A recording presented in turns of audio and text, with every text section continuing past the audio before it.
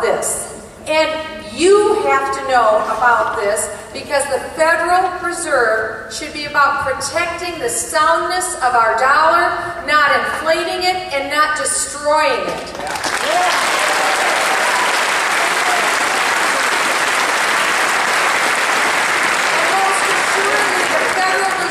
Should not be a government unto itself.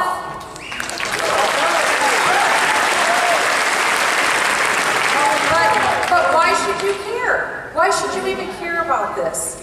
Because you are the generation that will inherit spending-induced debt load unlike any previous generation in the history of this great country has inherited.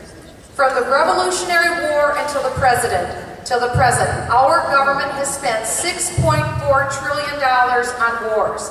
Since 1965 and the creation of the modern welfare state, our government has spent $15.9 trillion, almost $16 trillion on welfare. 5 years from now, our government will be spending $1 trillion a year on welfare. Now let me just give you an explanation. After a while, a million, a billion, a trillion, what does it all mean? If you take 1 million seconds, that adds up to 11 and a half days. If you take 1 billion seconds, that ends up to 32 years. If you take 1 trillion seconds, that's 32,000 years. We're talking about a lot of money here. So this year, Congress is going to increase federal spending. They've already made this decision. They're increasing federal spending this year 22%, while the private economy has been contracting. Where is the federal government going to get that money? The private economy is contracting, and they're on a party. They're spending 22% more. Next year, Congress has already decided they're going to increase welfare spending 33% in 1 year's time.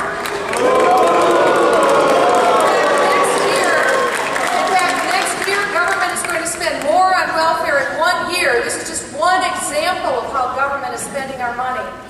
Next year, government is going to spend more money on welfare in 1 year than they spent on the entire 8 years of the war. Just to let you know how out of control all of this spending is. And these amounts don't even include the $43 trillion and counting in unfunded liabilities that we're on the hook for Social Security, Medicare, and Medicare Part D. But there's a lot of college students here tonight. And for college-age students, some experts have estimated that the burden that you're about to bear in your peak earning years, you may be taxed 25% of your paycheck just to satisfy the demands for Social Security. You may be taxed more than 25% of your income just to satisfy the demands for Medicare. That doesn't include the percentage you'll be taxed to provide for Medicare Part D, and then also your federal income tax portion, then your state tax portion, your property tax portion, sales tax, gas tax, every time you turn around tax. In other words, at the rate your government is spending, the fruits of your labor have already been spoken for, and government has first dibs on you. How did this happen? How did it happen? What was your grandparents' tax rate?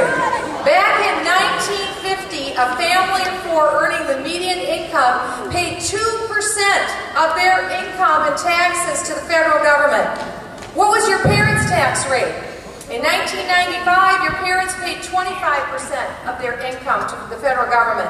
But by 2050, when you're in your prime earning years and approaching retirement, the marginal tax rate on the average family will be, get this, 53% or more. But then add on Medicare, Medicare Part D, Social Security, state and local taxes. That's before the government takeover of health care is being debated in Congress today. In other words, 100% of your check has already been spoken for. How do you like them apples? You can't have everything that you made confiscated by government. It doesn't work.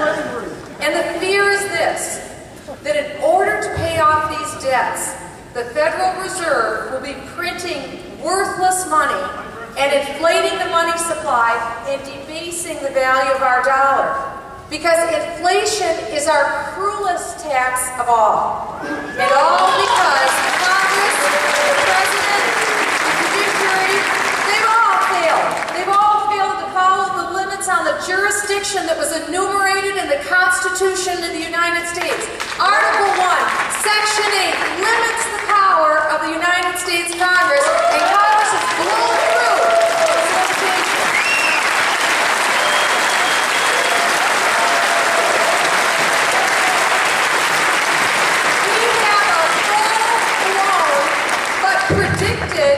Monetary crisis on our hands, perhaps as soon as 8 years from now, experts warn. And your generation is left holding the bag, and it's not a pretty sight. Unless Congress acts immediately to stop the out-of-control spending, stop the devaluation of our dollar, stop the incessant foreign borrowing, and stop printing worthless money.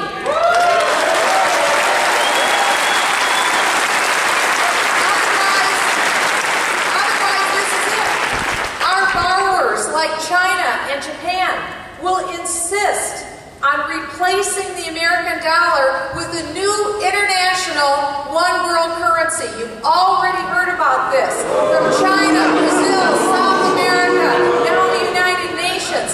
That means reducing demand for the American dollar, and then we're left with a dollar that's worth very, very little. We can do better than this. I care about you, and I care about your generation. And we don't have to have the movie end this way. We can change it, because you deserve freedom too.